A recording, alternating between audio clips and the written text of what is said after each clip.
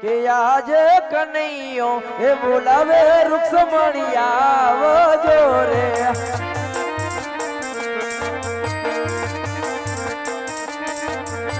આવજો સોનલા હે મંદિર આવજો આપણા હે મંદિર કાનુડો આજ કનૈયો એ બોલાવે રૂક્ષમણી આવજો રે આજ મારો કનૈયો બોલાવે રૂખમણી આવ્યા રે આવો સતી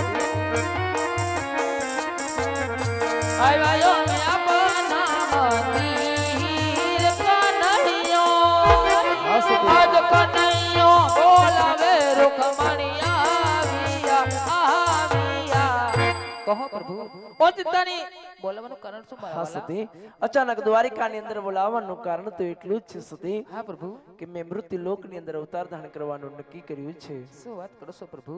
હા સતી આ અવતારની અંદર તમારે પણ મારી સાથે અવતાર ધારણ કરવાનો છે પ્રભુ પણ જરાક વાત તો કરો ક્યાં અવતાર ધારણ કરવાનું તમે નક્કી કર્યું છે પ્રભુ?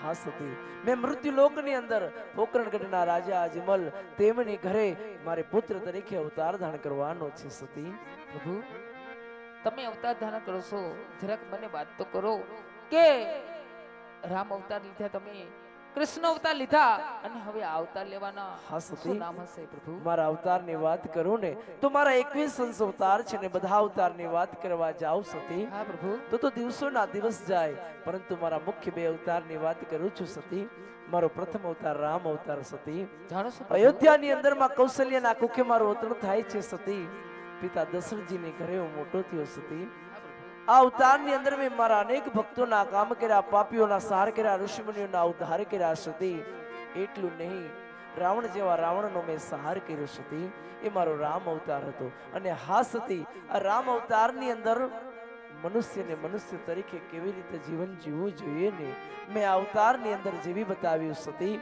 અને હા સતી આ અવતારની અંદર તમે મારી સાથે જતા સીતા બની અને ફરજ બજાવતા હતા સતી જાણો છો પ્રભુ? બીજા અવતારની વાત કરું ને તો મારો કૃષ્ણ અવતાર માં દેવકીના કુખે મારું અવતરણ થાય છે પિતા વાસુદેવ માં જશોદાના ખોડામાં મને રમતો કર્યો ગોકુળમાં હું મોટો થયો અને સતી નાની ઉંમરમાં માસી પૂતનાનો વધ કર્યો એટલું નહીં પણ મામા કંસનો પણ મેં સહાર કર્યો સતી એ મારો કૃષ્ણ અવતાર હતો અને અને પ્રભુ હા હવે? સતી હા પ્રભુ. મહાભારતની અંદર સત્યની સાથે રહી મેં ગીતાનું સર્જન કર્યું એ પણ મારો કૃષ્ણ અવતાર હતો સતી હવે સતી ધ્યાનથી સાંભળજો મૃત્યુ લોકની અંદર પોકરણગઢના રાજા અજમલ તેમની ઘરે મારે પુત્ર તરીકે અવતાર ધારણ કરવાનું છે સતી અને હા સતી આ અવતારની અંદર તમે પણ મારી સાથે જશો તમારે ઉમરકોટની અંદર સોઢા રાજાની ઘરે નેતલદે તરીકે અવતાર ધારણ કરવાનો છે સતી હા પ્રભુ પણ અવતાર ધારણ કર્યા પછી મારા વાલા જ્યારે 16 વર્ષની ઉંમર થાય અમારી ત્યારે પ્રભુ દેશ પરદેશથી અમારા નામના શ્રીફળ આવશે પ્રભુ હા સતી ત્યારે શું થશે?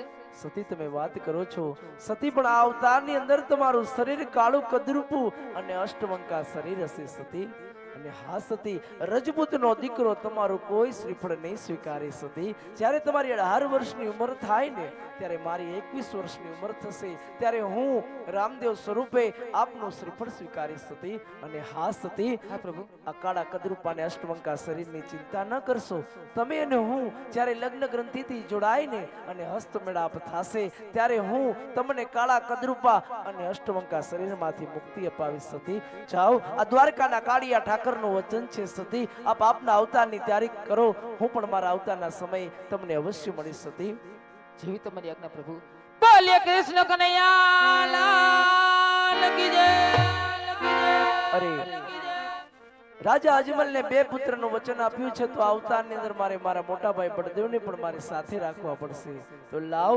મારા અણધારી બળદેવને બોલાવું તેમની સાથે કોઈ કપટ કરું તેમને વચને બાંધી અને મારા મોટા ભાઈ વિરમદેવ તરીકે અવતાર ધારણ કરવાનું કહું કે આજે કનૈયો એ બોલાવે બળદેવ આવજો રે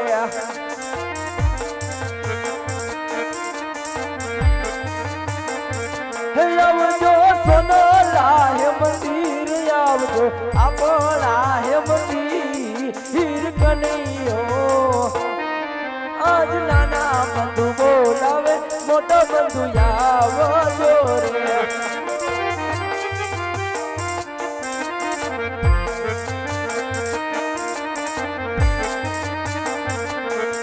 આજે કૃષ્ણ દેવ બોલાવે બળદેવ આવ્યા રે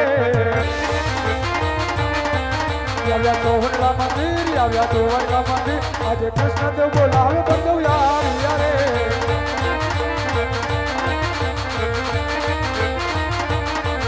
આજે લલ્લા કે પગાર કાના સેના રે બંદા આજે દેવોનો દુશ્મન કાના કોણ રે જગા દુશ્મન લાવો મારે માર દુશ્મન નો કાઢું કચરગા દેવોનો દુશ્મન કાના કોણ રે જગા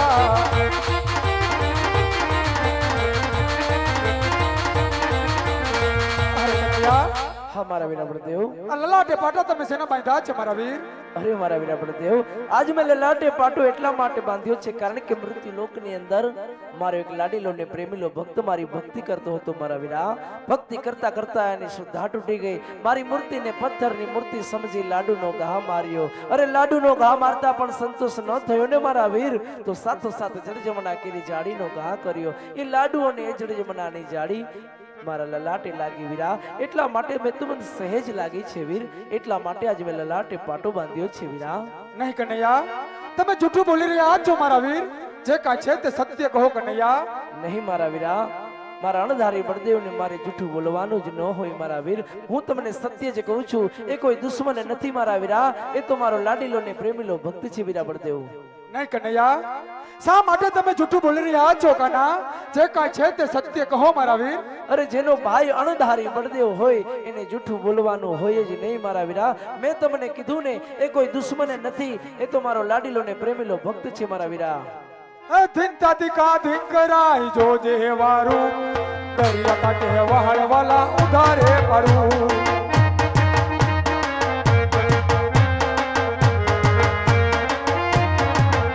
આજ માતા લાજે પિતા લાજ લાજે મરદાર સૌથી વધારે તારો હરદાર બા.